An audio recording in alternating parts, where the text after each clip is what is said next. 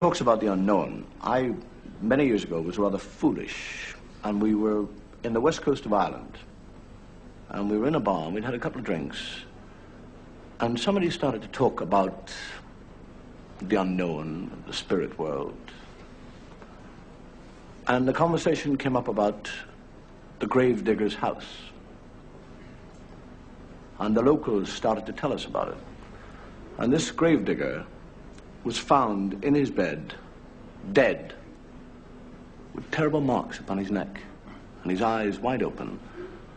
And the doctor said that the marks had nothing to do with his death, but that the man had died of fright. And I scoffed, foolishly.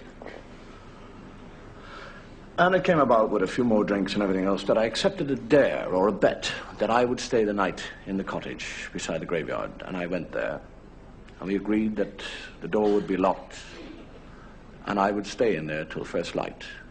And I was locked in. And I don't know really what happens, but I think a great deal of fear is in one's mind. It was dank, it was cold. The effects of the booze began to wear off. And I began to think, what in the name of God are you doing? And I felt, I don't know what it was an instinct, it was something stronger than me, pulled me towards this bed where this man had died. And I was drawn, I fought against it, and I was drawn nearer and nearer to this bed. And I was told somehow or another to sit on that bed. I didn't want to, and I did. And an unnatural drowsiness came over me. And I became very sleepy.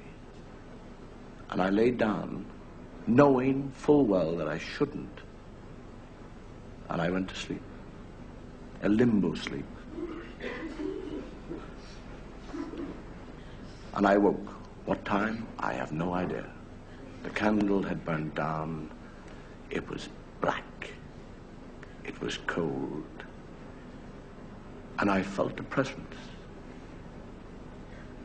I was completely sober by then and utterly terrified. The hackles on the back of my neck had begun to rise. I was paralyzed by a presence of fear, and I felt something on my chest begin to move.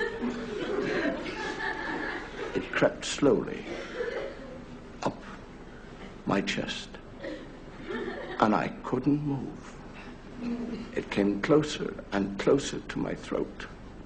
I gathered all my willpower as this thing came closer and nearer, and I grabbed it, and it was wet and cold, and I bit it, screamed with pain, and that is how I lost my fingers.